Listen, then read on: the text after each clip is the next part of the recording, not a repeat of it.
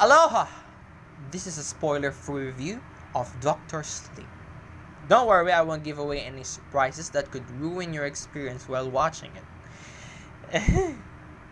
Doctor Sleep is a 2019 American horror film written, directed, and edited by Mike Flanagan, who also directed Oculus, Hush, Ouija, Origin of Evil, Gerald's Game, and the Netflix series The Haunting of Hill House. It is based on a 2013 novel written by Stephen King, which is a sequel to his 1977 novel The Shining. In 1980, Stanley Kubrick made a film adaptation about Stephen King's The Shining. That film was an all-time classic and a true masterpiece of Stanley Kubrick's work. And now, Mike Flanagan made a sequel to a film. He has now the pressure because he didn't want to fuck this film up. And you know what? He didn't. Not at all. Ewan McGregor's character was Danny Torrance. If you haven't seen The Shining, come on, man. Really? Watch it now. Watch it right now. His character really sets up the first act of the film, where you get to know him better after the incident that was held in the Overlook Hotel, where his father, Jack Torrance, nearly killed Danny and his mother. He was very traumatized as a child and wanted to overcome or at least forget about his dark past. And as he gets older, he started to become alcoholic and lost his path. He then discovers how to move on to that traumatizing experience. He became a nurse and changed himself into a better man by helping others.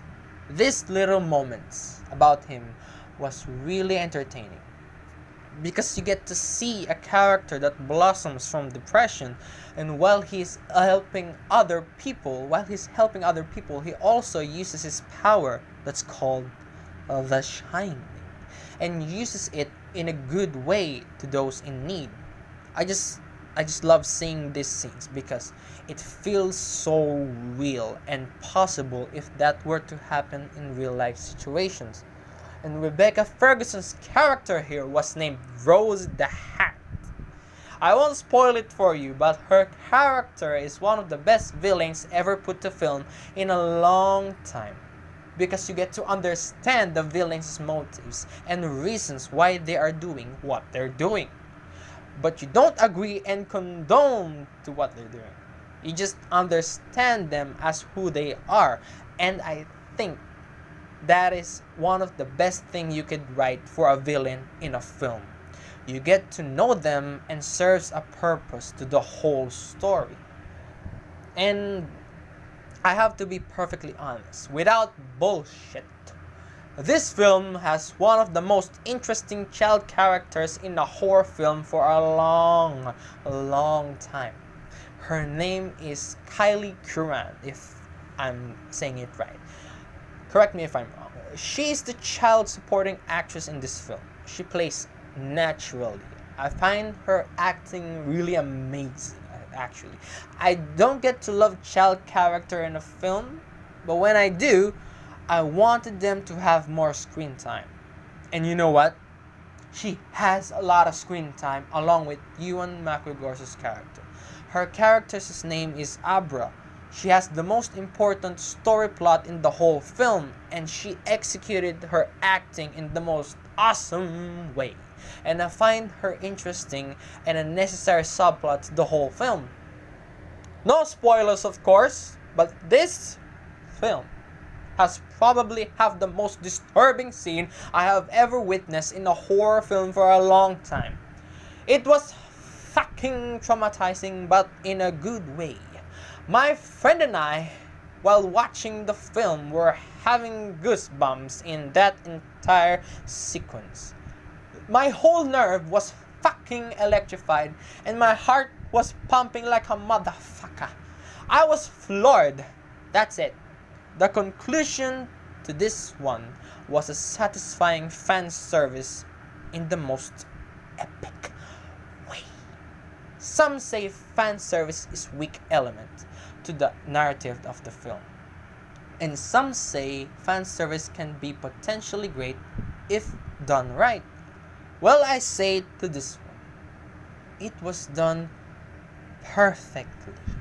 Because the fan service was only given to the viewers only at the third act of the film. Only at the third act. It was executed by the director in a necessary way of giving a great storytelling technique. It wasn't given minute by minute or scene by scene, but a necessary detail to the narrative. And that's why the fan service to this one was fucking epic.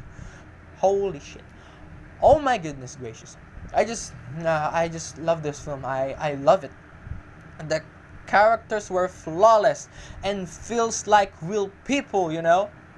And once the characters were written well for the film, and as soon as you get to know them really well, you could enjoy watching them as the movie progresses and enjoy the horror and the intense scenes that's happening in front of your face, man.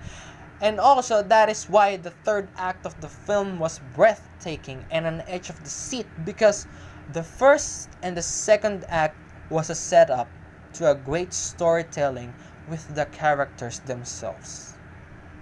That's fucking awesome with a film like this, with a cohesive narrative that's tied in with the story and subplots going to that epic conclusion. It's epic.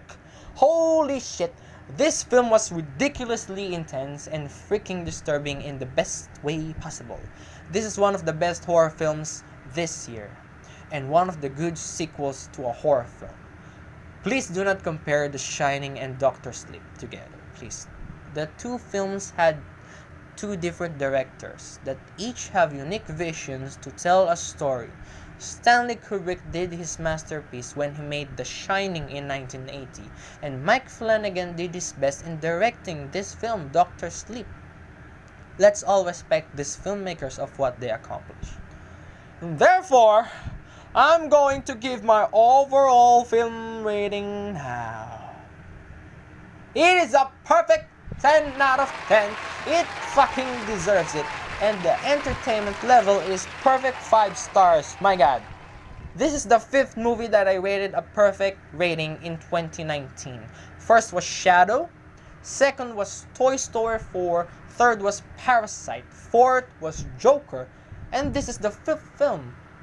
I haven't seen The Lighthouse yet. I want to see that film so badly. I guess it will be released late here in the Philippines. I don't know. We'll see. We'll see soon enough. And thank you very much for watching this movie review. Have an epic day. Thank you very much. That's it. It's been a great year for a movie. Oh my god. I love films, especially horror. Thank you very much for watching. That would be all.